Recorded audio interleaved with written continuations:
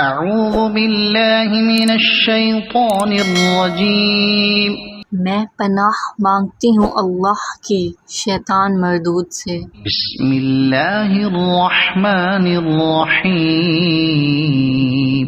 شروع اللہ کے نام سے جو بڑا مہربان نہایت رحم والا ہے۔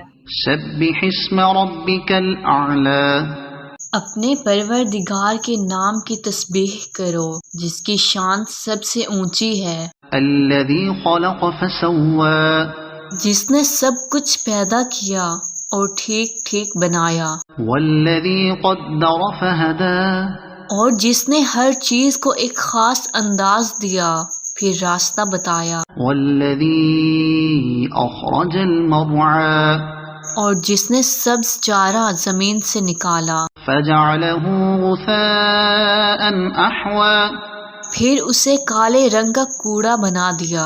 سنقرئک فلا تنسى، اے پیغمبر ہم تمہیں پڑھائیں گے پھر تم بھولو گے نہیں، الا ما شاء اللہ انہ یعلم الجہر وما یخفی، سوائے اس کے جسے اللہ چاہے۔ یقین رکھو وہ کھلی ہوئی چیزوں کو بھی جانتا ہے اور ان چیزوں کو بھی جو چھپی ہوئی ہیں۔ وَنُيَسِّرُكَ لِلْيُسْرَىٰ، اور ہم تمہیں آسان شریعت پر چلنے کے لیے سہولت دیں گے۔ فَذَكِّرْ إِن نَّفَعَتِ الذِّكْرَىٰ، لہٰذا تم نصیحت کیے جاؤ اگر نصیحت کا فائدہ ہو۔ سَيَذَّكَّرُ مَن يَخْشَىٰ، جس کے دل میں اللہ کا خوف ہوگا وہ نصیحت مانے گا۔ وَيَتَجَنَّبُهَا الْأَشْقَىٰ، اور اس سے دور وہ رہے گا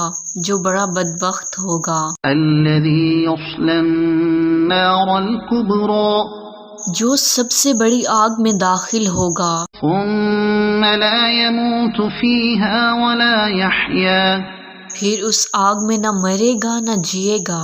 قَدْ أَفْلَحَ مَن تَزَكَّىٰ، فلاح اس نے پائی ہے جس نے پاکیزگی اختیار کی، وَذَكَرَ اسْمَ رَبِّهِ فَصَلَّىٰ، اور اپنے پروردگار کا نام لیا اور نماز پڑھی۔